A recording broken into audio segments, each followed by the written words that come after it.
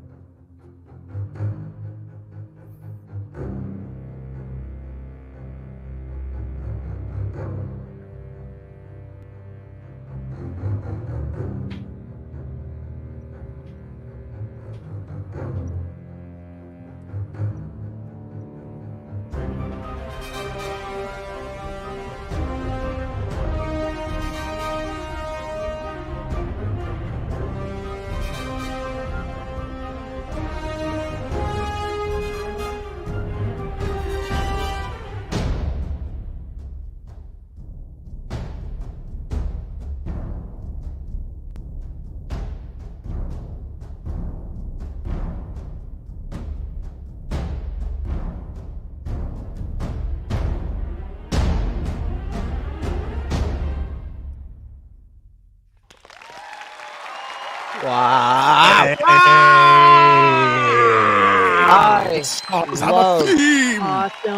I love having Aaron J. Morton here to What a guy. rep all of our shit with the best music. I know. He makes it 10 times better. It does. Stars Have Eyes is out, ladies and gentlemen. And for all of you who are possibly still seething from earlier today's joke. Oh, what joke? What happened? Oh, man. You guys, seriously, I was up till 4 a.m. finishing that. And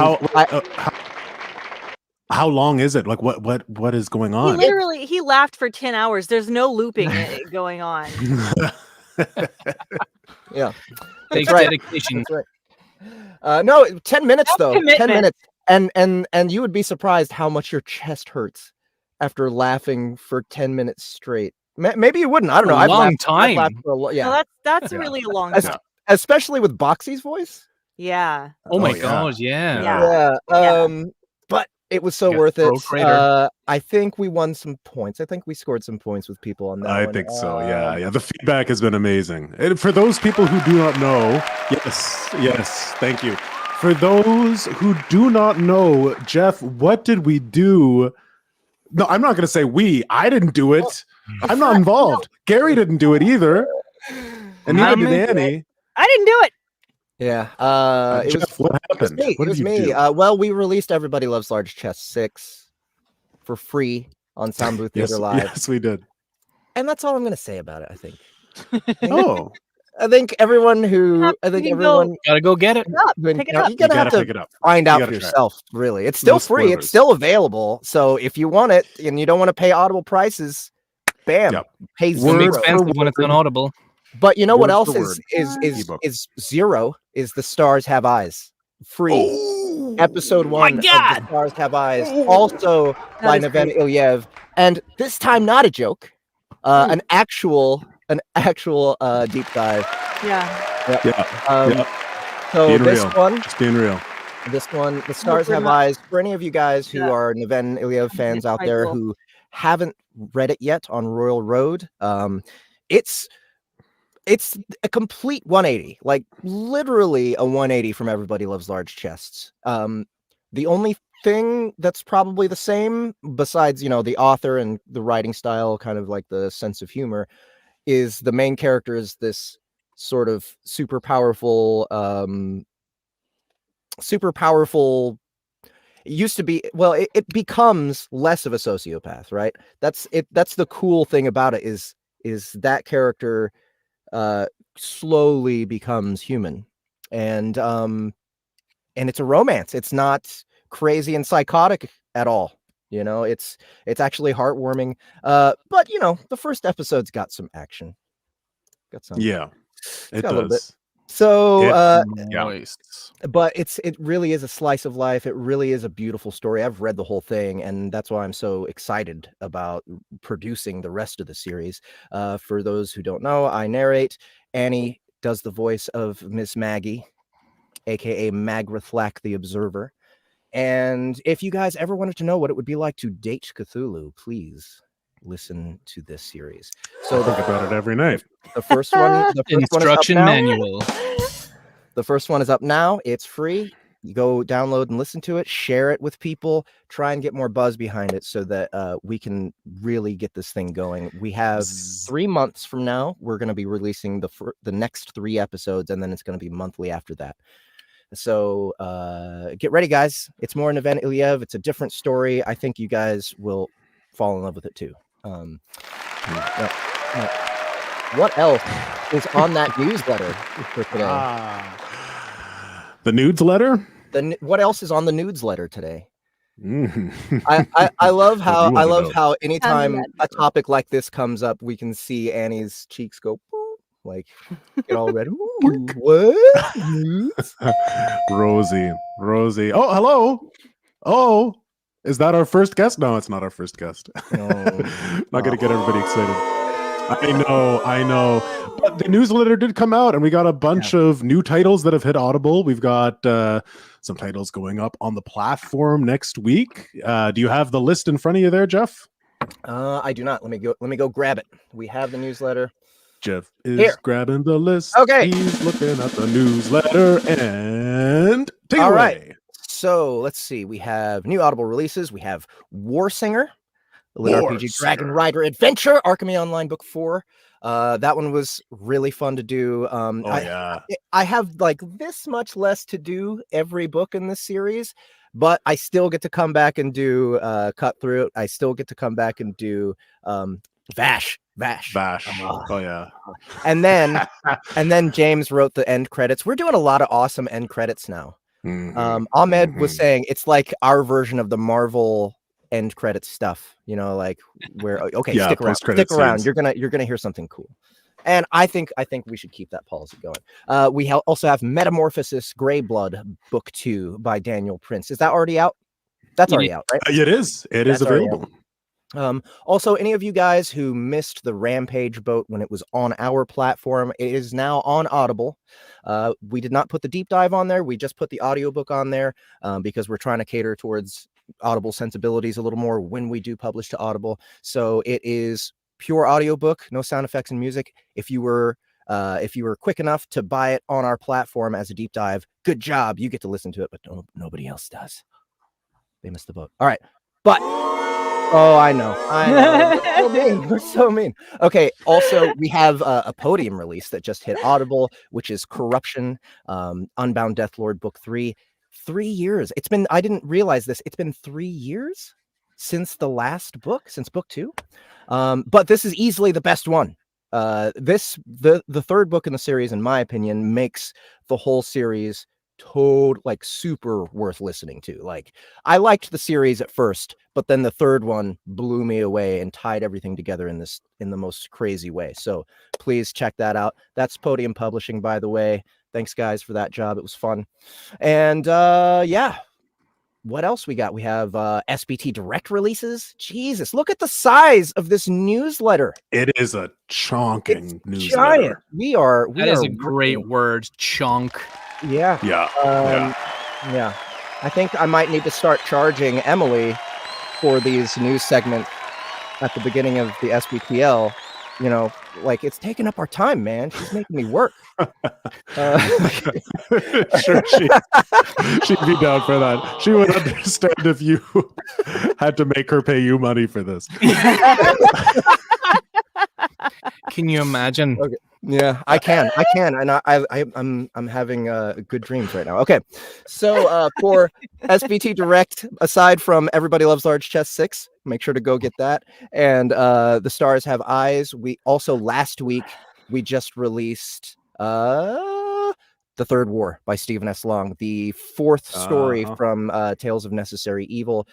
We have another one coming next week, Fallen by Shane Lacey Hensley. He's the founder of Pinnacle Entertainment. So Gary is narrating that one. It's a good one. It's a freaky story. Yeah, it's a freaky story. Gary gets to use his natural accent and be a clever man. This one features Lori Catherine Winkle, and then I'm in there a little bit as Dr. D. We have Dr. D. Dr. Dizzle. D. All right, we have Emerald by Aaron Austin. Speaking of Rampage, Emerald Book 2 is coming out with the deep dive next week. Yeah. So any of you guys who've already listened to the audiobook and wanted to listen to it again with us prettying it up, go get it now, especially since there's a good chance we're going to send Emerald off to ACX as well for an exclusive run. So it may be that the deep dive is only going to be available for about a month. So if you want it, go get it once it comes out. But at the same time, Origin Book 3, the audiobook version, is coming out at the same time. So if you've been waiting for that for a long time, it's finally here. And go complete your Land of the Elementals. Narrated by Annie Ellicott. Narrated by Miss Annie Ellicott, who's right here. If you guys didn't know who this was. Yep. All right. Yep. Last but not least, we have Malevolent coming out next week. Malevolent. If you guys remember, 2 weeks ago we had Mr. Harlan Guthrie on the show, and he talked about this his baby, Malevolent. It's an audio drama that he wrote, performed, and did the sound design for. Justin Thomas James composed the music. But when he did this remaster, we actually had Aaron Morton come in and pretty up the score a bit. Recorded it on a real piano, on a real baby grand that's in his beautiful new what is that, a foyer? Is that a foyer? Is that a sunroom? A foyer? Do you call it a foyer? Thank you for calling it a foyer. Thank you. I appreciate it as well. Foyer. I get in trouble for saying foyer in an American accent. It's really foyer over here. Well, fuck that. Okay. Malevolent is fucking terrifying. It is a really good piece of horror. Yes, exactly. So next week it will be available on SBT Direct, so make sure to watch out for that. Okay, two more things. Oh my god, only two. We're almost done. We have so many things happening. These are also lasts but not leasts. God damn it, we're too good at this. Okay, we gotta slow our roll. Irrelevant Jack 4 is coming out. It's been uploaded. Narrated by Justin Thomas James, featuring Andy Parsnow. Thank you. Andy Parsnow did such an amazing job on this one. He sang her heart out. It's so beautiful and haunting. Yep. Oh my god, it's a great one. Yep. Please don't miss this one. And then we have Dungeon Crawler Carl 2. Carl's doomsday scenario. Oh, you guys. Okay, I'm gonna give you a little treat. If you're here, if you're watching, make sure to go to the Discord server for Soundbooth Theater Live. I will post a little treat in the general section. It's gonna be our surprise end credits. We're gonna give away our Marvel end credits thing. You can download it. It'll be fun. And if you have Discord, you can download it. You guys get to hear what Donut sounds like, voiced by Miss Annie Ellicott. Princess Donut. Oh my god. Yes. Making her Annie debut. Donut. It's gonna be good. Yeah. You guys remember, if you want a deep dive of Dungeon Crawler Carl, just come pay attention to us. All right. Give us all the attention and watch these releases. And send then 10 emails a day. When we put out our Kickstarter, for this deep dive, make sure that you are on top of it and you're sharing it everywhere, because we want to make this a big, grand, ridiculous, stupid production. So one of the perks should be we'll live narrate it at their house. Yes. So $100,000. Yeah.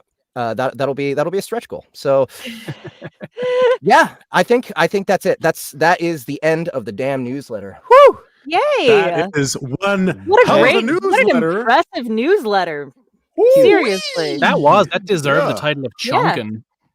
Yes, that was a chonky newsletter. All right, so I want to quickly take a moment to say hello to everybody here. I know we've already said hello, but specifically we got Deprof in the chat, we got Frank Moore in the chat, we got Ness Lane, Gary Simmons back again. We got Kyle Rain, XD, Benjamin Wagner, Dominic Sauvé, Jean-Pierre Solomon.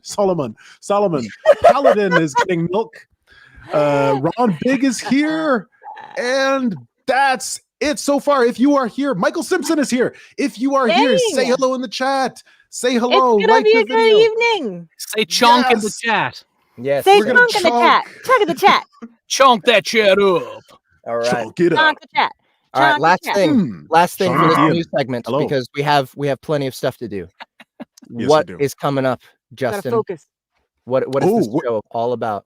What is this show all about? Well, really, it's about the true state of humanity.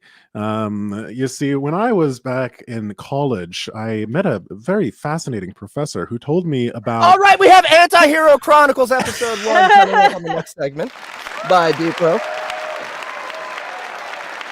After that, we have a pre-recorded interview with Mr. Neven Iliev himself, because this is clearly his day. Hell yeah. It's his day.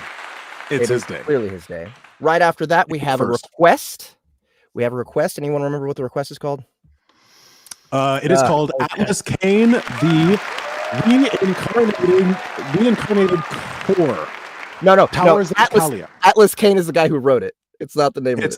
It's Towers of Acalia. The Reincarnated Core. Atlas Kane. Right. Atlas, you have made a terrible mistake by letting us read this for you, because we're going to mangle it. Oh, I don't even know what it is, but I've just gotten used to just taking whatever people request and making it's gotten pretty. That's the thing. Chimera out of it. It's no, go ahead, Justin. What were you going to say? We are, you're going to have these audiobooks produced, and we're not producing these books, and we want to make sure that we're clearly differentiating our production here on the show from the work that you produce. It's about avoiding copyright. It's about staying in compliance, really. Yes.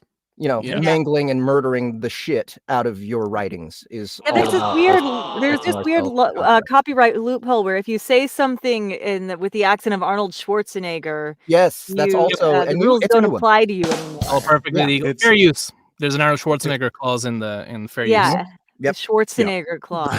That's right. Yeah. So we're trying to be on the up and up. That's why we're treating your writings like trash. Okay, and number 4, segment 4 will be Gary's Games. What do we have today for Gary's Games? It's called commercials. I'll explain more later, but it's pretty easy and it's fun. All right, should we be collecting suggestions already? I think yeah. Right, so, if you have a weird item that you might see on an infomercial, doesn't have to be real, you can totally make it up. Space toilet, like we did that other time with the translatory thing, Tesla toilet. You can go as wacky as you like, and we're going to try sell it to you in an infomercial style. This sounds like my cup of tea. Yeah. Did you just say that after? Okay, I did. All right. I did. That was good. That was good. Yes, I did. No, it wasn't. He's going. No, it wasn't. Jeff is going to be boastfully drinking tea all night because he's drinking tea out of my cup. That's actually what's going on. I'm just trying to draw attention to the cup every time I use it. Can we see the cup? No. Can you show us the cup? Yeah, I can show you. Can you see why she must be so territorial over it? Boners. It's a skeleton band. I bought it at World Market while I was with Annie, I believe. Therefore, it's at my World cup. Market together? Yeah. Yes, I was there when you bought it. And I was like, "Oh, I'm buying this." You were like, "No." I was like, "Yes, it's mine now." And ever since, she's. But then I would get up get up early and I would steal it before he could put his coffee in it. And then I would hoard it in the room where I was staying. That's true. That's very true. You deprived me of that cup many a morning. So I think that's it. We have our show set up. We're about to read Deprof's audio drama. Is everybody ready? Ready! Right. I'm ready. Stop that. Let's do this. Camera. Let's do this. Yes. Come on, camera. All right. I'm just going to have to be blurry. And let's get this started. Ahmed, take us away.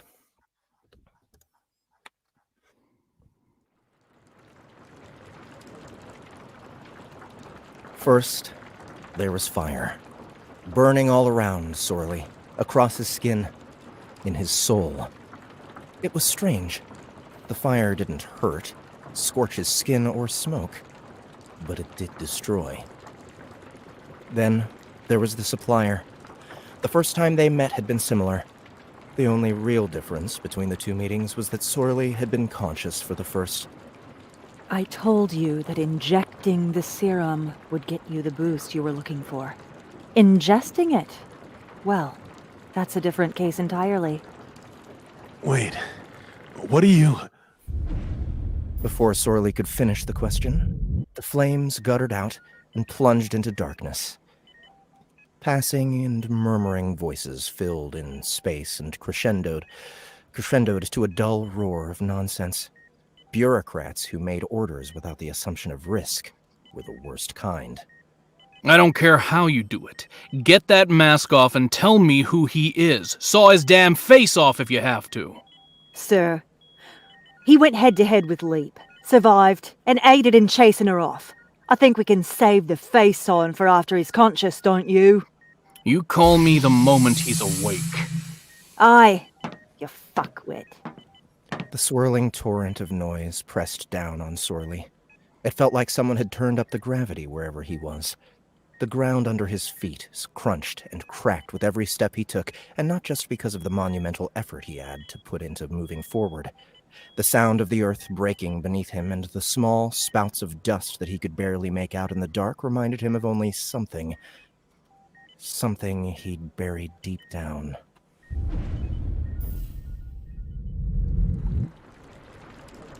Mom? Mama? Sorley crawled over the scattered toys and memorabilia of the living room. The smoke was so thick, he had to be almost face down in the carpet to breathe. He couldn't tell which villain had shown up, but he did know which member of the National Protectorate had been sent to deal with them. Get back here, you bastard! Face justice! Freefall, the Momentum hero, 11th ranked in the National Protectorate. Sorley had his trading cards. Sorley? Baby? Where are you? I'm here, Mama! Sorley ambled forward, reaching desperately for her. I've got you, baby. You're safe now. Sorley's mother gripped him tightly in her arms and kissed the top of his head. He felt so safe. That was her superpower. No matter the villain, how severe the fight, wherever they were, she could always put him at ease. The building lurched with a boom from outside. Come on, Freefall. Is that all you've got? Thorn Titan's challenge rattled the windows and shook the building. He was one of the few villains that Freefall had ever struggled with. His transformation made him limber and able to rebound Freefall's momentum. Sorley heard something crack under the floorboards.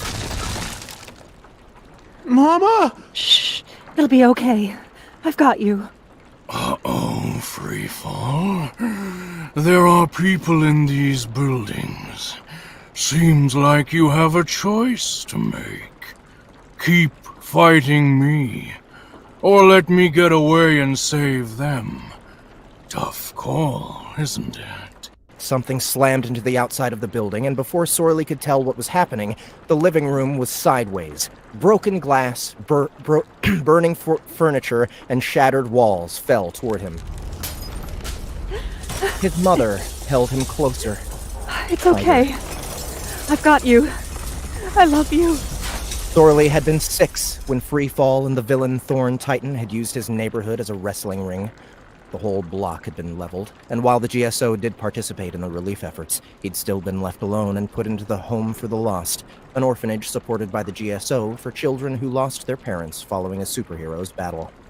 When the rescue workers found him, their footfalls had crunched on the burning timbers and coal. They picked up clouds of ash like dust. There was no way Sorley was back there. He'd just been in King's Golf. I don't know what that word is. Just gotten his ass kicked by Leap, and just taken whatever the supplier had given him just to make it out alive. What is this? Hello? Sorley's hands were shaking.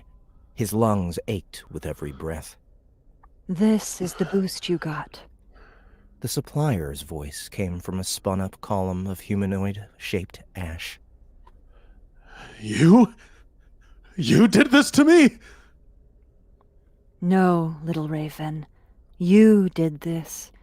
The memories tied to this place. The force pushing down on it. That's you. What are you talking about? How the fuck is this a boost? The ashen figure pinched the bridge of her nose, took a deep breath, and looked back at Sorley. This is what is holding you back. If you want to unlock your true potential, you need to let go. What?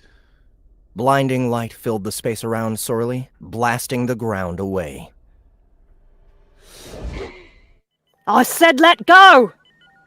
Sorley's eyes snapped open and immediately narrowed, while he could still hear the quickening beep of the EKG and other monitors in the room. It wasn't overwhelming.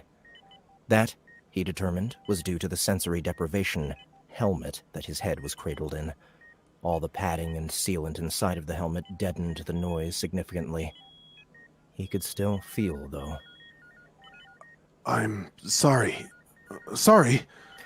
Sorley's fingers had, at some point, wrapped around Panzer's wrist. He'd felt the creaking of her bones under his grip, the strain they had been under trying not to break. Sorley never had grip strength like that before. This is going to take some getting used to. He also felt the double-layered restraints around his wrists and ankles. What the hell is this? Why am I tied up? When you came in for intel examination, your labs came back with excess blood proteins and the markers for several genetic mutations associated with powers that you didn't include in your documents.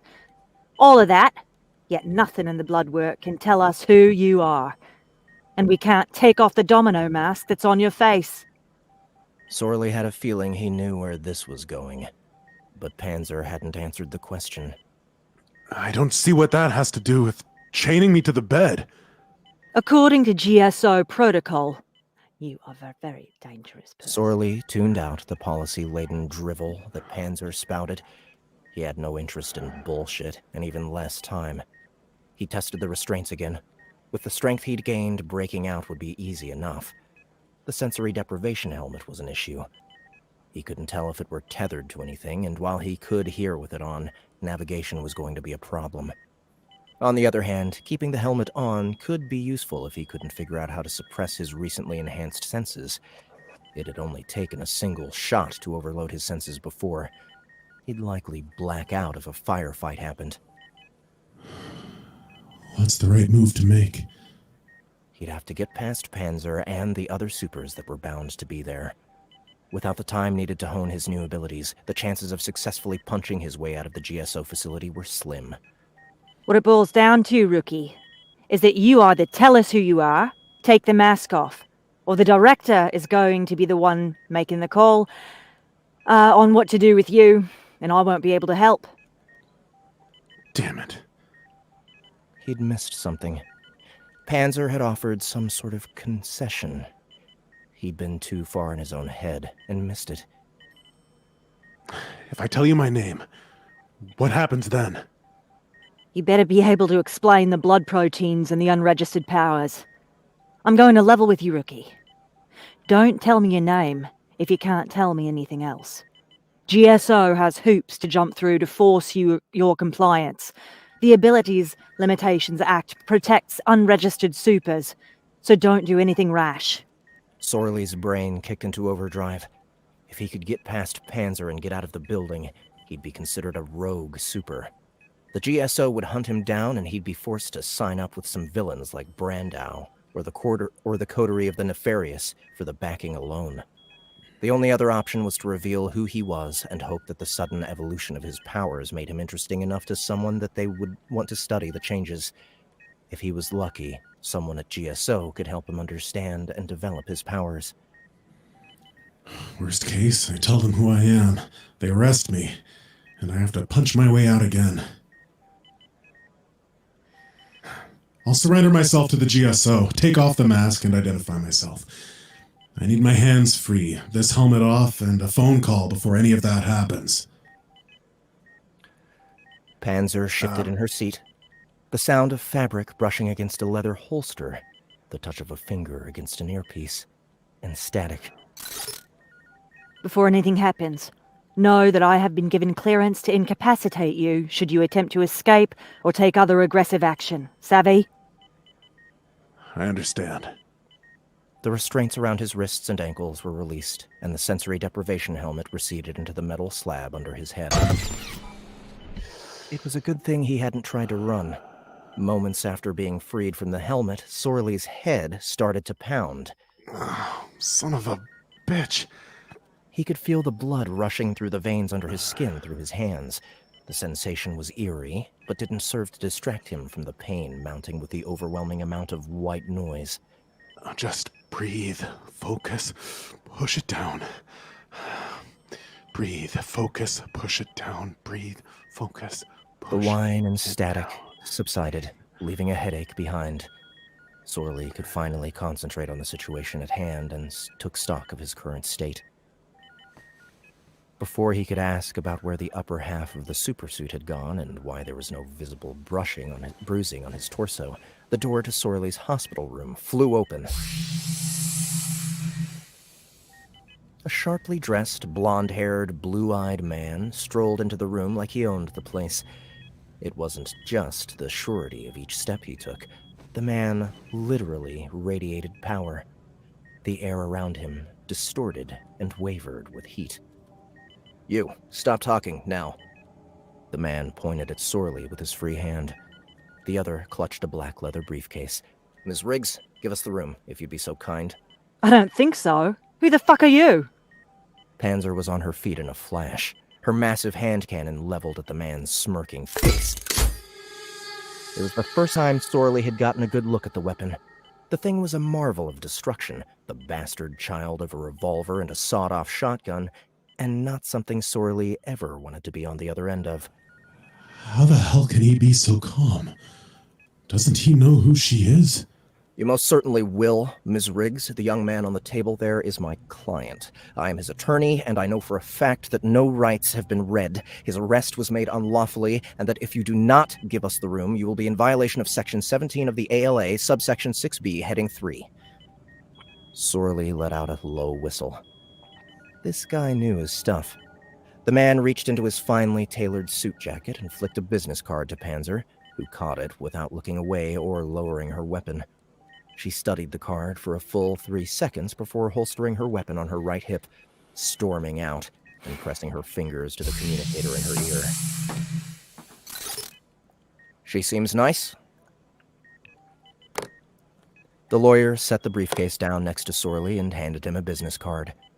Isto Raita, attorney at law. Raita and Associates. Sorley had learned early in life that you never judge a book by its cover, but you always judged a suit by their business card and tailoring. The business card was bone white. Its font conveyed the level of prestige Isto clearly possessed, and the paper itself was so dense he could have sworn it was steel.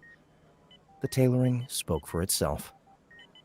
Look, I don't know how you figured out where I was, but I don't think I can afford you.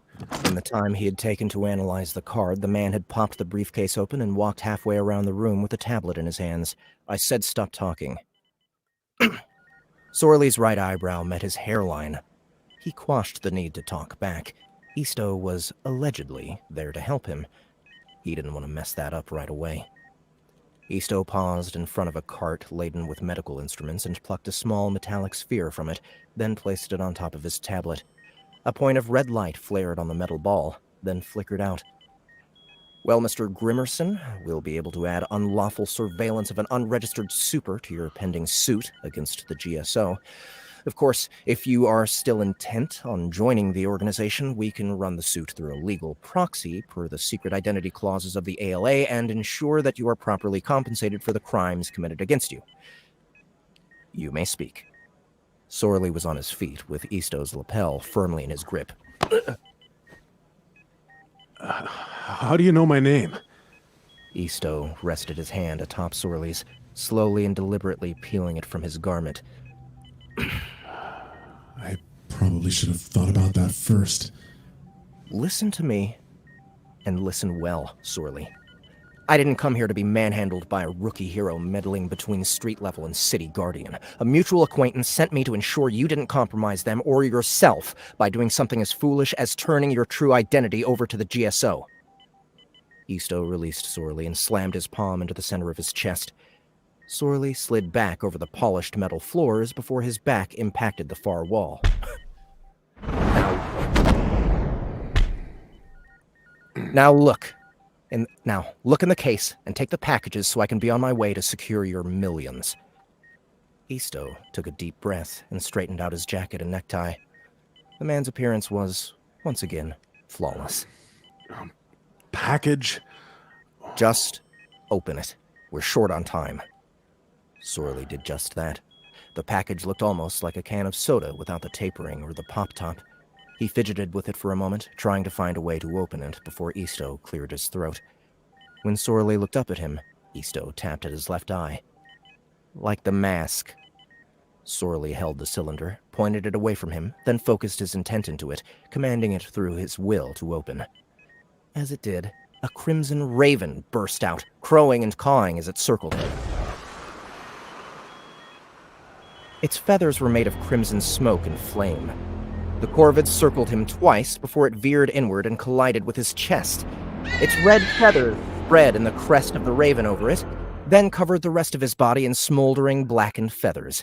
It absorbed the nanoweave mesh and the Kevlar plates that remained and replicated its features while moving seamlessly with him. What the hell kind of lawyer are you? The kind that gets results.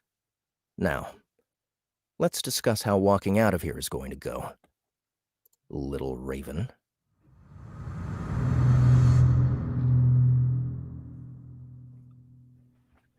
Beauty. Oh, that was a nice. Nice. Yeah. Cool. Mystery started. Mr. Joe Deprof. Hello. There he is. This is him. This is the man. This is me. The man who wrote this thing. I did. All right. So you said that you were every one of these characters. It could be a little piece. A little piece in every one. Like it feels like maybe Sorley is your nipple. Yeah, this one. Maybe, specifically the left one. Yeah, your left nipple. Your left one. Okay. Your left Yeah, one. that's And tend to get Sorley. I like to think I'm your elbow. This one. The narrator is that one. Yeah, give me the left elbow. You know, I right elbow? Do you prefer righty? We need some balance. Okay. Yeah, that's true. Yeah. Should have balanced it out. So okay, what's going on here, man? So the big part what I tried to convey with this episode is that number one, everybody has rules that they need to follow, and some people know what those rules are and how to work around them to manipulate the system, right? So we've got kind of like this idea of good and evil, where the good guys aren't always good guys and the bad guys are also not always bad guys. It's a lot of what I'm trying to accomplish with this, and why Sorley is in such like an awkward spot in this world. Like he doesn't really fit anywhere, because what he wants to do, right? Because he wants a measure of revenge, right, for his parents and all the other stuff that he's experienced. And according to society, that's not a good thing for him to be doing. But it's also not the wrong thing. So Right. that's a lot of what I'm trying to get at, and a lot of what I'm trying to set up for future stuff is actually another in-person meet with the supplier and things like that. So, all right, yeah, it's all gray areas is a very accurate statement. Well, I'm really stoked to find out what the supplier has in store. She's got supplies for sure. Got supplies. We need supplies. We need supplies. Look into my eyes. We need supplies. Okay, so, dude, this is turning out to really get suspenseful. At first, we were just kind of thrown into this world. I mean, we're still feeling kind of thrown into this world. We keep flashing back and forth, but I'm starting to get a better idea of Sorley's character. We're starting to get a sense of a menacing presence. You know, and we have a mysterious benefactor now, who's a dickhead lawyer, which, you know, so far easily my favorite character. Yeah. He's fun. I wish I had a mysterious benefactor. Yeah, me too. Right? I think everybody needs a mysterious benefactor. Everything about it's a win. Like you have a benefactor. They're mysterious. And you don't even have to know who they are. Your mysterious benefactor is so mysterious, Gary, that you don't even know they're working. Right. Everything good. Like that. All of your benefits are totally invisible. Cabbage. All right. So, awesome. So are we getting another episode next week? Or not next week, next month? Oh, 100% yes. Yeah. All right, cool. I really like that we have a different audio drama. We're like, going back and forth between this and American Fork, and I love how the tones are 100% different. Yeah, totally 100%. Me too. So I'm gotta have that variety. Yes, good job with the sound effects this time. Yes. Ahmed did great with the sound effects. You guys prepared for this, so yeah. Well, the sound effects sounded great. Yeah, they did. It was awesome. Thank you so much for this, man, and we'll see you again here pretty soon. Absolutely. At least next month. At least. Yeah. All right. That was Joe Deprof, ladies and gentlemen. Go check out his website. Wait, we need that one real quick. Tell us your website. It's deprof.net. DEPROF.net. That's all it is. Done. Nice and simple. It's so easy. Right? Right? All right, guys. There aren't enough .nets in the world. We need more of them. Yeah, we need more of those. .nets. Okay, so what's next? We have Neven Iliev's pre-recorded interview. I would have loved to have done it live, except right now in Bulgaria it is 4 a.m. Is it really? Yeah. No excuse.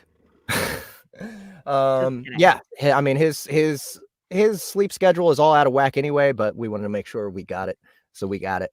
And it was a fun interview.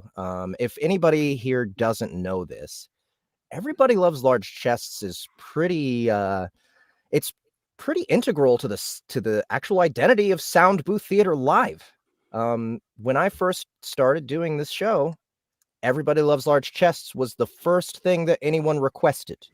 And I remember that. For the first year, there were like 6 or 7 requests for that until finally Neven decided to start publishing on Kindle, and then it was just a natural thing. Okay, well, I'm doing the audiobook, and history was made, and now we have a monster on our hands. So without further ado, Mr. Neven Iliev being interviewed. This is Neven Iliev. We're interviewing him. I'm interviewing him. There's too many. No royal we. I'm interviewing him yesterday. That's Wednesday, so that we can actually have this interview at a reasonable time, and then we're going to be. Obviously, you guys are watching Soundbooth Theater Live now, so hopefully you guys aren't too butthurt about the prank. Hopefully you enjoyed it, and even more. Hopefully, I'm really hoping you guys listened to The Stars Have Eyes. That one, if you haven't yet, go to our platform, check it out. It's for free, the first episode, and then for the next few months, we're going to be producing more. And then I'd say 3 months in, we're going to release about 3 episodes at once, like in a big burst, and then it's going to be monthly after that. So, Neven, thank you so much for coming and hanging out with us for a little bit to talk about The Stars Have Eyes and Everybody Loves Large Chests and all your beautiful work. Happy to be here. All right. So one thing that I'm really I'm curious about, and I just want to take everything kind of almost to the very beginning. Were you writing stories before you got onto Royal Road? No. I mean, I haven't written them down, but like, you know, when you're stuck like late at night, there's no internet, you can't fall asleep, and your brain goes wherever it goes. Mm-hmm. Yeah, it just kept bringing up little stories, little characters, and at some point it was like, you know, I'm just gonna put these into text and see what happens, and here we are. Wow. Okay. So when you did start on Royal Road, what was your first story there? And yeah. Oof. Yeah. I don't like to talk about it too much because it's the first story I've ever written, and it's like on one hand it's so atrocious I'm actually embarrassed it exists, but on the second hand I can't bring myself to tear it down. You know what I mean? Mm-hmm. But the first story it's called Binary Soul. It's weird. It's very weird. Yeah, I imagine it would be if you wrote it. But so what is it? What is it you don't like about it? What is it that's So before I started writing that, I was heavily into Japanese light novels, right? I think it was Overlord at the time, right? Mm.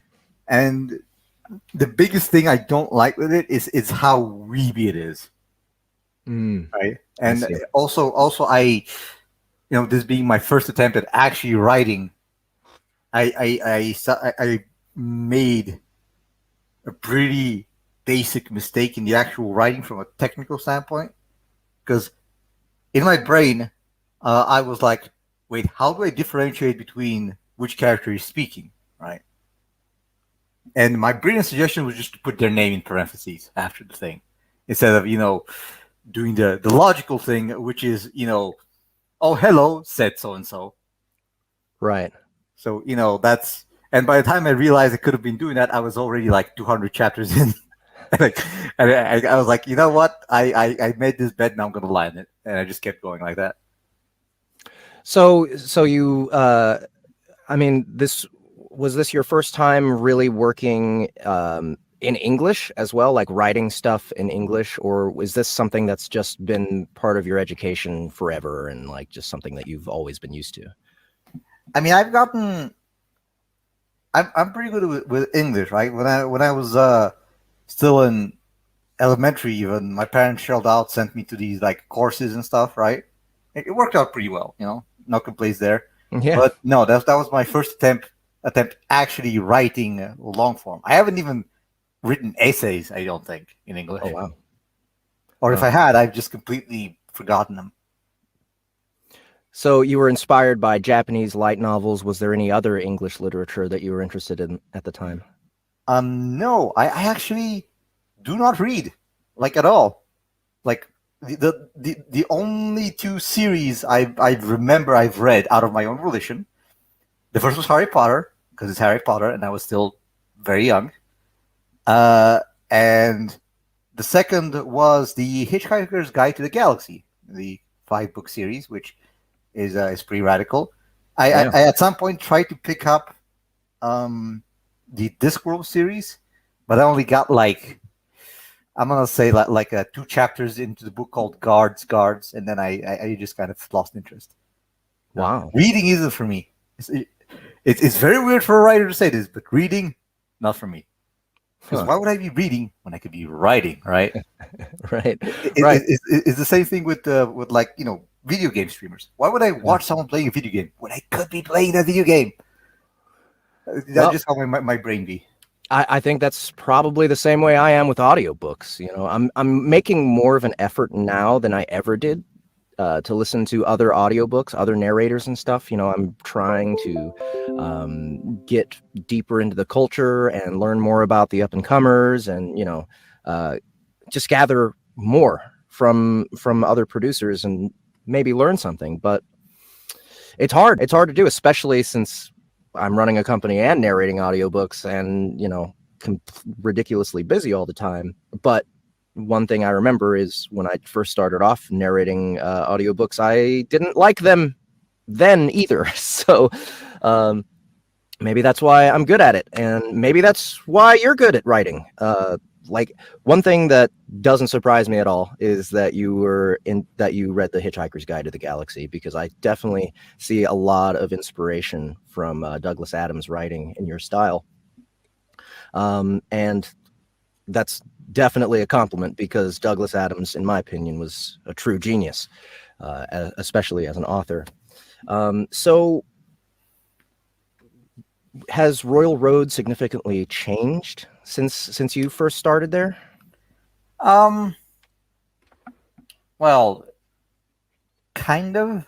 It's a bit of a trick question, because when I started it, right, I first found Royal Road because someone linked me to a story on there, like years ago, like 5 years ago or something, or even more. And then when I was like, you know what, I can't find any good stories that I like. So I'm like, you know what, I'm gonna try writing one. And I remembered, oh yeah, there's this weird site where anyone can post their stories. And that's when I started writing there, after not seeing the site for like 2 years or something. Anyway, long story short, of course, it's changed. The website itself has had several overhauls, but the overall, shall I say, spirit of it, I think, has remained fairly consistent. In that, if you go there, expect to see Chinese knockoffs and self-inserted isekais, which, for the most part, is, or rather was, again, I don't really read, but it's changed. It's a good place. It's a good place. They don't, bog you down with like copyrights or any of the other stuff that some other websites do. They're pretty supportive. When you say, hey, I like to do this, I like to run some ad. If you want to post like 50 different series that are just grovel and cringe, you can absolutely do that, right? They do, it's not the Wild West, right? There's moderation, but overall, I would say I'm pretty happy having started there. Yeah, and to me, Royal Road has always been kind of a mystery, and like kind of amazing because of how many authors that just alone that I've connected with and actually made successful projects with, who started there, who started writing fiction on Royal Road. So it's really cool that you kind of are cut from the same cloth in a way. So how did ELLC come about? How did Everybody Loves Large Chests come about? And how long did it take for it to become the phenomenon it is today? Yes. So the start, right? How should I put it? I was like, you know what? I want to write again. It was one of those situations where I see all these, these isekais and all these people that are like, supposed to be monsters, but they're just injecting their like modern real world sensibilities into every situation. I was like, come on, really? You have an opportunity to write an actual, honest to goodness, completely alien monster, and you just fall back on The Hunt for Pizza for 17 chapters? Really? Yeah. So again, as with Binary, so I wrote the story that I wanted to read, essentially is what happened. And as for how it started in that way, well, you see, there's an ancient relic, a meme image of a the archetypical mimic, with the words, I something. I laughed, the bartender laughed, the table laughed, we killed the table. Good time. Yeah. And that just kind of started. And I'm a sucker for bad memes and bad puns. So freaking Boxy T Morningwood in a style called Everybody Loves Large Chests. I could not help myself. It was supposed to be just a stupid one-off, and then just kind of ran away with it. As for how long it took, it's not one of those things that really explodes overnight, right? especially on the Royal Road, unless you already have some kind of following, which I kind of did. But this story was so radically different from the last one that, I don't think there was any crossover. But I would say about 6 months in was when it started taking off, and then about a year in was when it got popular to the point where I went, I could probably make a killing out of this, money wise. And unless I'm mistaken, the first volume of the book was published to Amazon on, I think it's either the first or second anniversary of the series actually starting. Oh wow! Okay. Yeah, and from then, people picked it up again. With this kind of things, it's important. It's a lot easier when you already have an established fan base that are like, hey, it's the guy that wrote this X, so maybe it's good. All right, so that gives you that little boost to get you over the hump at the start, because starting out as a complete nobody is pretty, daunting. Right. Yeah. So when the first book came out, how far were you into writing the entire series? I mean, when the first book came out on Kindle. I have no idea. I have no idea at this point. It's all just a blur of, yeah. I mean, I think I remember going to your Discord server and seeing some illustrations around the same time that you published the first book of characters that I still haven't encountered yet. So you seem to have made it pretty far. I'm not sure when there's it looks like a kind of a griffin lady. Or maybe she's a harpy. I don't know. Maybe it's both actually. It's a griffin harpy. Oh, okay, all right. But so yeah, that's spoiler territory. So okay. So, but I mean, if I'm not mistaken, she was there when you released the first book on Kindle. So, I would say no, not quite. Not. I would say it's closer to. Actually, where the Kindle releases are about right now, volume was it 6, 7? I don't even know anymore. So when do you remember when I first started narrating Everybody Loves Large Chests on Soundbooth Theater Live? This show, by the way, and for everybody who doesn't know, when I first started this show, it was just me. I was just on Periscope, which is Twitter's streaming service. And I had never seen a narrator stream before, so I figured, what the hell? Let's give it a shot. And Everybody Loves Large Chests was one of the first things that someone named Ian Mitchell requested that I narrate. And so one day he sent it to me, and I read it on the show, and it killed me. It was hysterical. So that started a really a long relationship between me and Everybody Loves Large Chests on that show before Neven even published on Kindle. So do you remember when I first started that, and what were your first impressions? So first two impressions when because I didn't even know it was happening, right? Someone in my Discord links me to that, right? And I don't even remember which chapter it was. I think it was your second or third time reading it already. For context, Jeff read a lot of stuff before he actually started recording it. I mean, at least 6 or 7 requests before I started. Yeah, a whole bunch. Yeah, and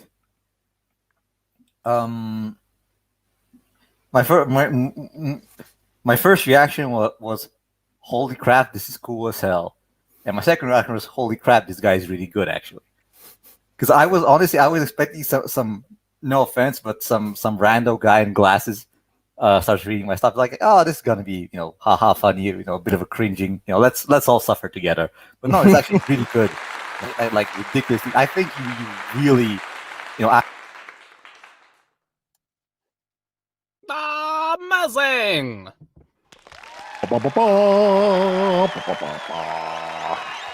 Jeff muted. Yes, that interview is actually twice as long as that. We had to cut it short a little bit on this show But watch. Let's see. We're probably going to put it in the description, a link to the actual interview, like the whole thing. It's going to be on our YouTube channel. I'll post the link also in our Discord and on Facebook, and you guys can watch the whole interview from there. Because we didn't get to the Stars Have Eyes part of the interview, which is what was really what you guys will probably really be more interested in. So let's see. After that was the interview. Thank you again, Neven, and thank you to everybody who has been fans of his for such a long time and who's been here with us for that long period of time. We're going to move on to our request. Request time. It's time for a little request. My request is taking care of business for Annie. Go. Taking care of business. Taking care of business. Taking care of business. It's all right. It's all right. Taking care of business.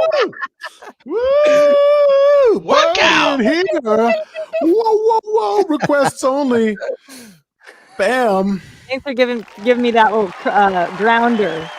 Thanks for talking me that grounder, Justin. We should take that audio clip and not be the intro to request only next time and forever. Taking care of business. Yeah. Okay. Well, hey, are you guys ready to completely butcher some LitRPG? Utterly butcher. Yes, our favorite. Butcher it. Okay, so what are we going to do here? Synopsis. This is Atlas Kane's The Reincarnated Core 1.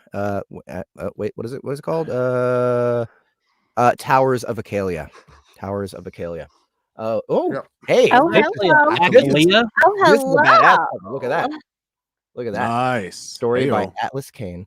Okay, so maybe this isn't LitRPG. Oh, wait, it's a core. They're talking about a core. It's got to be a LitRPG, right? Dungeon Core?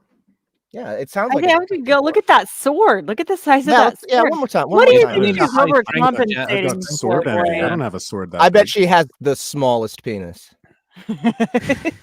Almost like you can't see it. Yeah. Beautiful. Arena Chaika. It's a good cover. I like this cover a lot. Wow. Yeah. Okay. We know you do. Anyway. We know you do. Okay, synopsis. Rin, I'm going to imagine this character is Rin, takes his... Nope, that's a trap. Rin takes his first trip to the Stone Tower.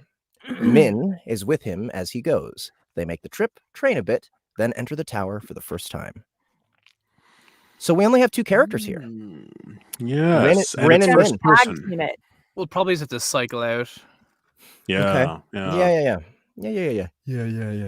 All right. So characters: Rin, MC, typical guy, non-regional U.S. accent, chipper, eager, fun, and determined. Min, the MC's companion. She is a sentient divine artifact / shield. She is sweet, a little crazy, zany, quirky, and fun.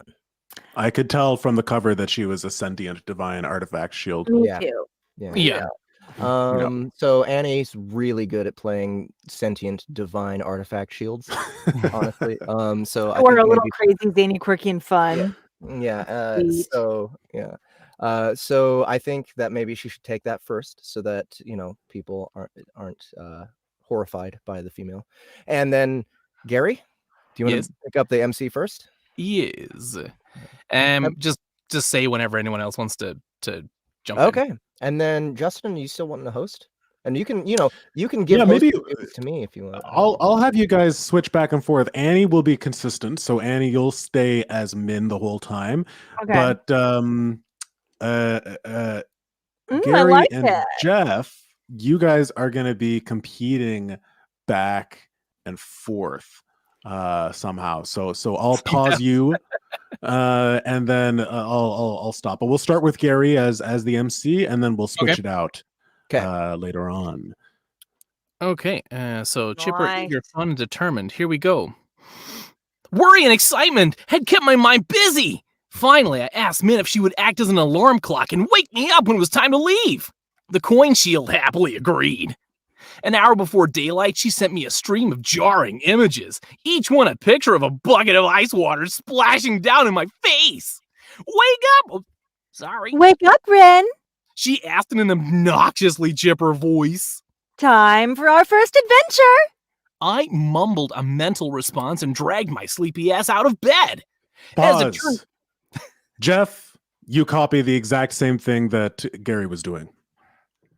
As it turned out, the tower wasn't actually in the woods at all. Yes, the path leading there passed through a section of a nearby forest. Soon, though, it passed out again, and I found myself walking along rolling hills, meadows, and grassland all around. Tall hills rose into mountains beyond, white-capped and ancient. I walked higher and higher, and then the land sloped down again. The town of Bern was out of sight after just a few hours of my journey, and Min kept me updated with images of the right way to proceed. Well, Min, what do you say? Wait, hold on, I think I'm talking to you this way. Oh. I think this is me talking That's to you. you talking that's to confusing. Min. All right.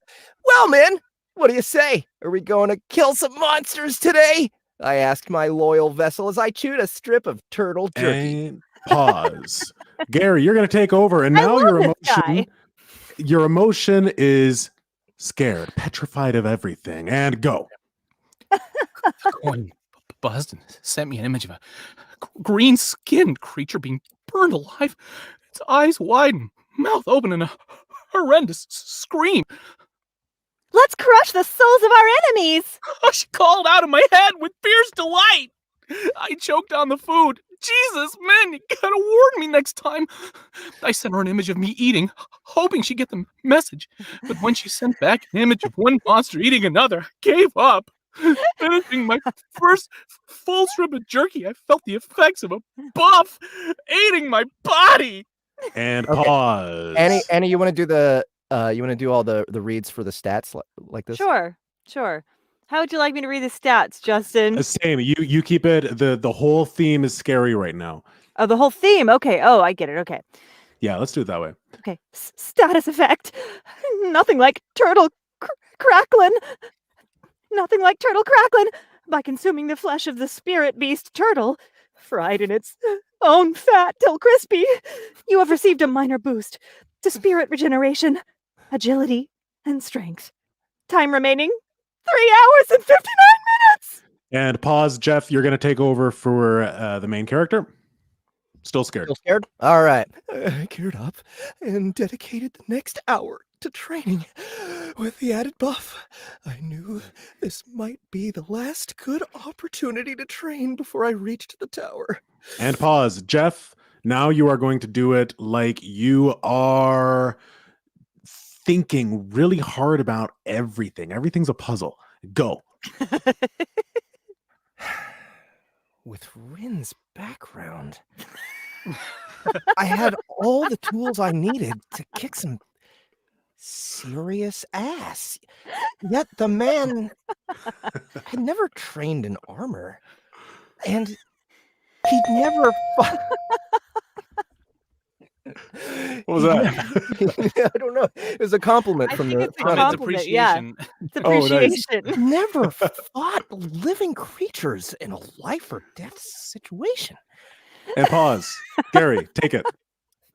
With scale mail on, cloak thrown across my back, gloves on and boots laced, I waged war with imaginary foes. I forced my awkward body through sweeping combinations and performed blocks and counterattacks. With a larger chasing hammer than before, I found the movements to be easier and more dangerous at the same time.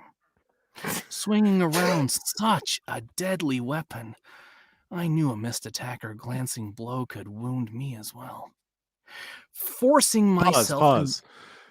Jeff, you're going to take over and, sorry, Gary, you're going to keep going, and it's your very first time narrating. You've never actually narrated before, but you thought you'd give it a try. Okay.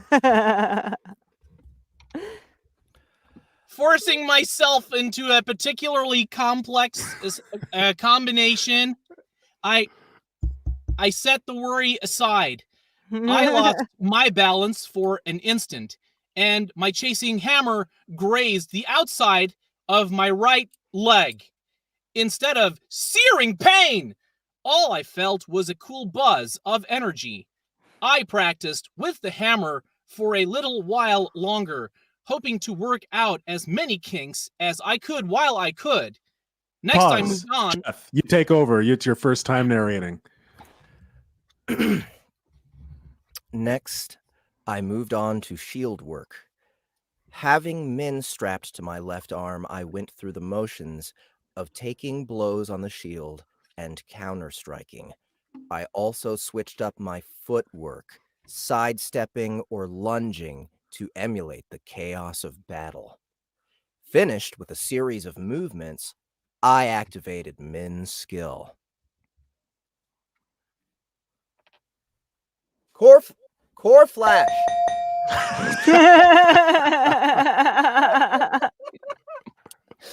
I bellowed, holding the shield before me. I felt my spirit reserve dip as a flare of light blasted from Min's surface. It was hard to judge how bright the spell was, but in just 3 seconds of pushing the skill to its max, I dropped 27 spirit. Okay, I told myself.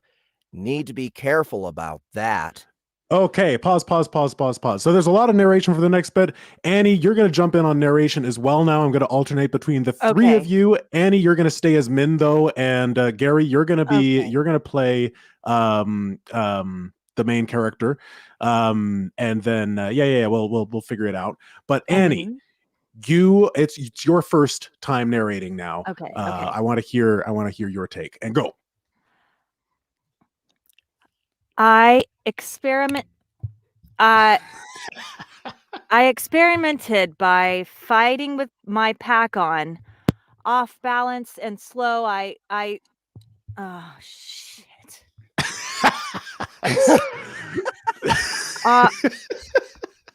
Off balance and slow, I loathed the sensation.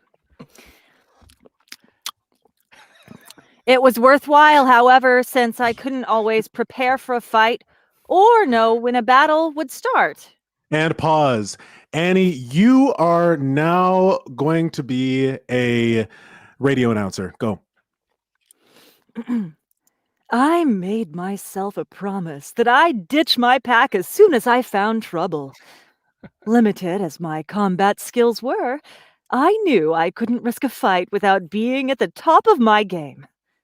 Covered in sweat and muscles complaining, I took off at last. The day progressed, and the landscape slowly shifted. Hills stretched ever higher, transforming mountains.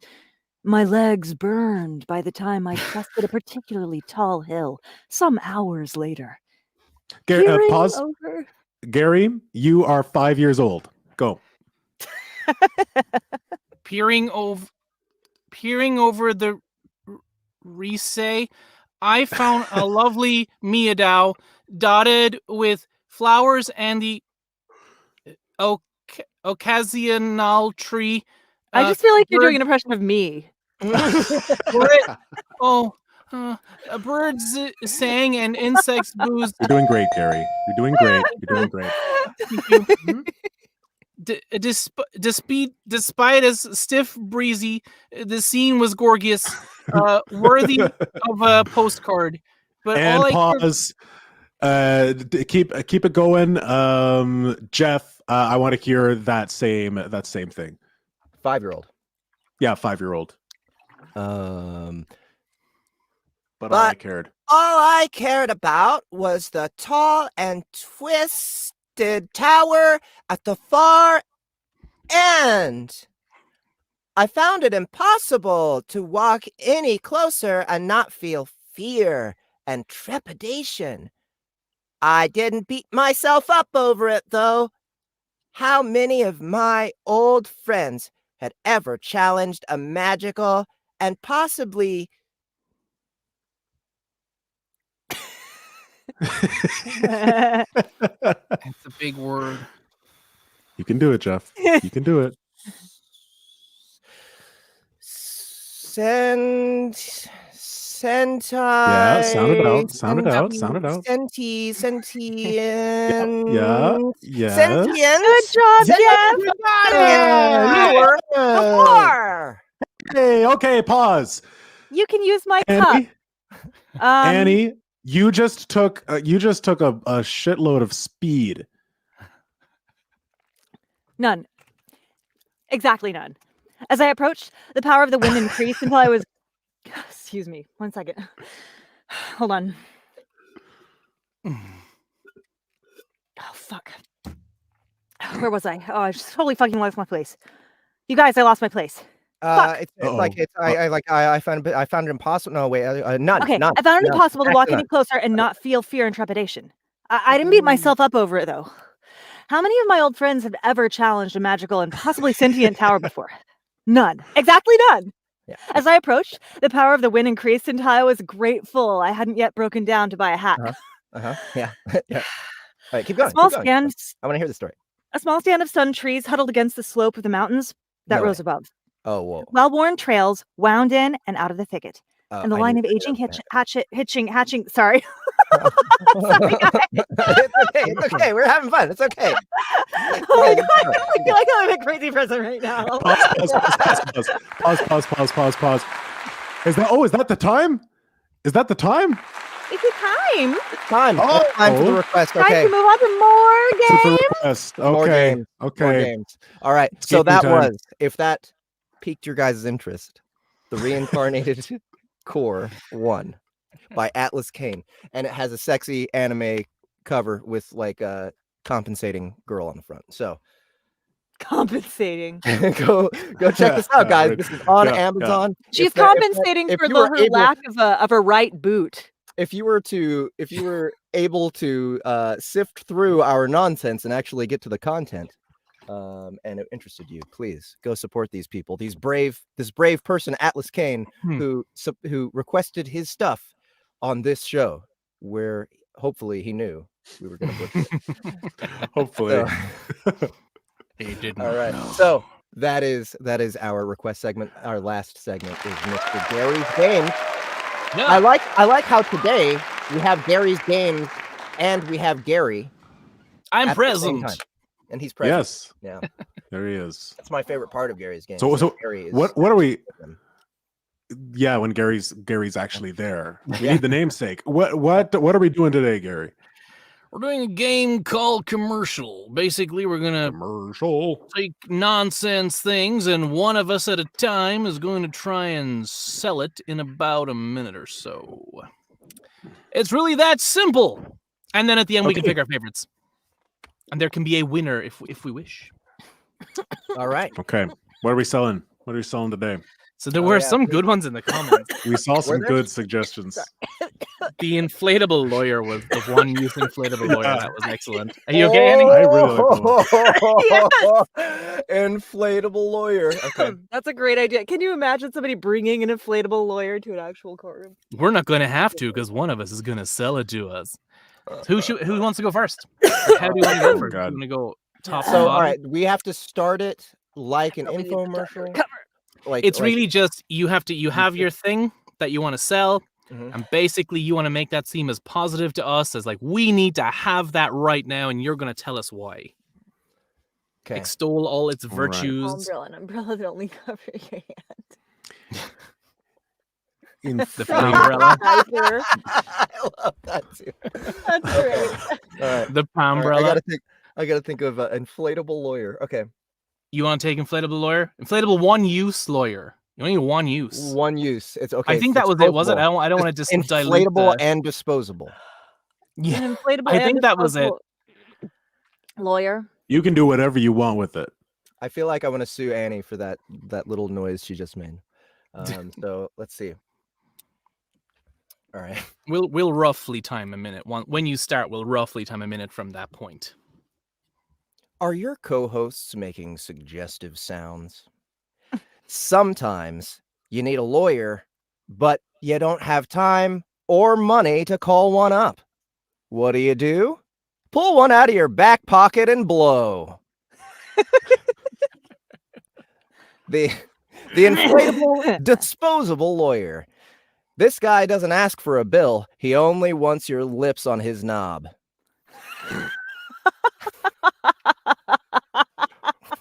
Nobody's going to be able to beat this. No way. No way. Depending on how much lung power you put into that sucker, he'll defend you with his last breath.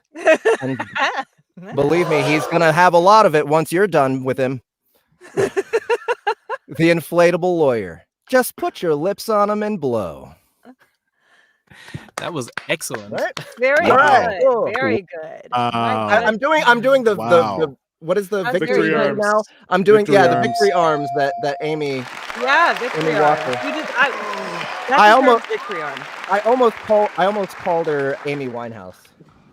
Aw. Oh, the Yes, victory Amy arms Walker. from Amy Winehouse. All right, that's my first try. All right. Shall we Great. go You win. down the screen or right? All right, is someone else going to do inflatable lawyer, or is someone else? No, taking we'll do this? different stuff. Okay. All right, cool. I love the Pombrella idea. I can't wait for someone to do that. That sounds great. Thank you for that, Gary Dose. great. So, on the screen, it goes from top to bottom. It goes Annie, me, Justin, or it goes What? Justin, me, Annie. Do we want to do that? All right. One of those. Sounds good. Annie Sounds next. good. Yeah. Annie, you're I'll up. go last. The Pombrella. Do it. All right. Hello, folks, and I want to talk to you today about a very revolutionary new product that I just came across, and I just think I'm going to see somebody walking around with this here in the next couple months. I'm just going to run into someone else with it because I think it's just going to blow up. What am I talking about? The Pombrella, ladies. Okay. Do you ever have this problem with your wedding ring? Woo! Where your finger starts to turn green and it starts to smell and then it doesn't taste very good when you're eating chicken? Well, I've got some good news and some bad news. Bad news first. It's always good to end on a high note, okay? So the bad news is your wedding ring's a piece of crap. Your husband's probably cheating on you and you should probably leave him. I'm not talking about myself. I'm just saying, in a generalizing kind of manner.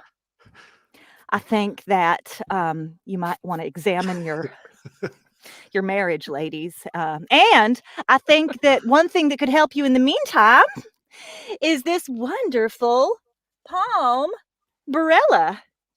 You just wear it. You just wear it on your charm bracelet. And it just kind of dangles over your wedding ring and it doesn't get rained down. And in that way, your finger only turns green when you start to sweat profusely from seeing that 813 phone number popping up. Thank you very much. Thank you, Annie. I'm buying a Pombrella now. I feel like definitely it's getting a that in Pombrella. commercial. Yeah.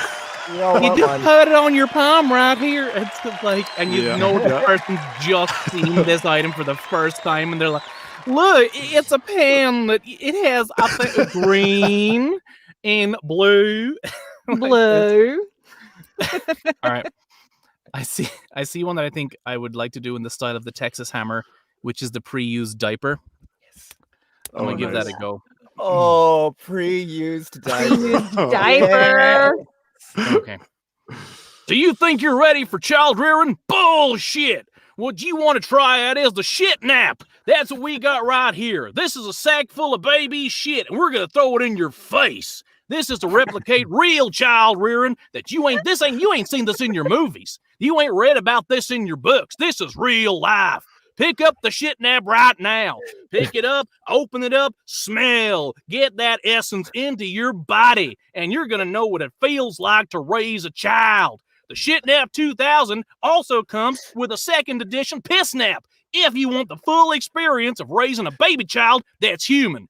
They shit, they piss, and if you pay an extra $9.99 today, you can get the Vomit Nap as well. It's going to be a shit, piss, and vomit nap all over the place. You're going to put it on your head. You got to rub it on your clothes. That's what raising a child is like. Call now, 1-800-SHIT-NAP. Whoa! That's all I got.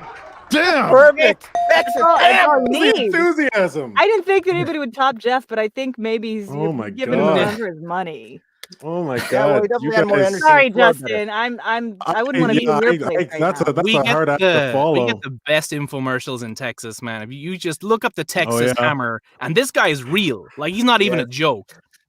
And just do an impression of that fucking psycho. I love that. Oh my guy. god! Yes, thank you. All right, so we Okay. got 3 products. Last product, Justin. What you got? Yeah. I'm gonna go with the pickle flavored edible band-aids. Oh, Yes. That's so great. amazing. All right, here we go. Hello, everybody. Look, listen. The look, though. Look, I got a thing that I want to sell you. It's a Band-Aid. But no, wait, no, it's not just a regular Band-Aid though. It's something that I came up with when I was high one night and I was really hungry and I needed some pickles, but all I had was Band-Aids. And I ate the Band-Aid and I was like, whoa, that actually could taste like pickles. And I thought maybe there should be like a Band-Aid that actually tastes like pickles. And then I made a product. So like you should. Guys, sometimes you cut yourself and you need something to cover it, but also sometimes you need a pickle, and then sometimes you need both at the same time. And where are you going to get that these days, right? 2021, why don't we have that yet? We've got cars that fly. Well, we don't actually have cars that fly yet, but we probably will soon. Pickled Band-Aids, pickled Band-Aid, pickle edible pickle edible.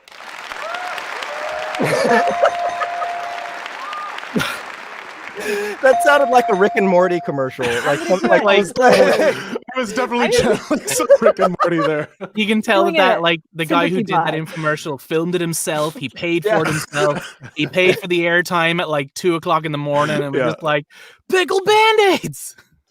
Dude, if pickle Band-Aids had existed when I was a kid. Pickle Rick. I'm just licking these disgusting pickle Band-Aids. Like, oh god. I have to look like pickles too. You missed a golden opportunity, which is oh, you don't want to waste the Band-Aid, right? Like oh god. It was good to you. Okay, so I have to say that maybe Gary Dose, Mr. Gary Simmons, might have won this.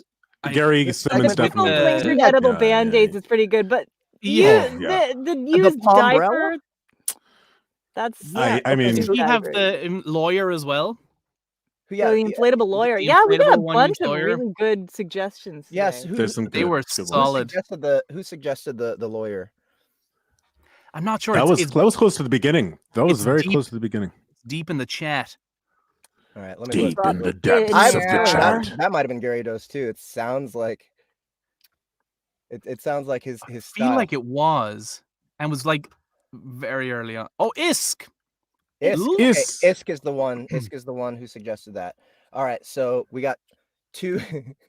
Okay, it was Isk. And then who was the pickled band? No, wait, that was Gary. Gary was pickled Band-Aid, and then Rock to Life was the diaper. The he was, yeah. And right. The Pombrella was Gary, and the Pombrella and the pickle. Yeah. Okay. That's Gary. 2. Gary, I'm gonna give him at least the runner-up position. But anyone else have any votes? Anybody want to vote in the chat or anything? I want to get all of these products. Are they available on Wish? Can I? We should do a line of shitty products on Wish. Yeah. I think we should get into this, guys. Pickle Band-Aids. People would buy pickle Band-Aids. Manufacturing. I would buy pickle flavored. Yeah. You could inflate the lawyer and has a shit speaker in it that just goes like objection. Objection. Yeah. What about a combination of all 4 of them? You know, an inflatable lawyer who cut himself, Band-Aid to put over the hole, and a shitty diaper on top of him. And he's married. He's got a nice little wedding ring. Umbrella to keep the diaper from getting any shittier. Bundle or all about bundles these days. The shitty diaper from touching his contracts.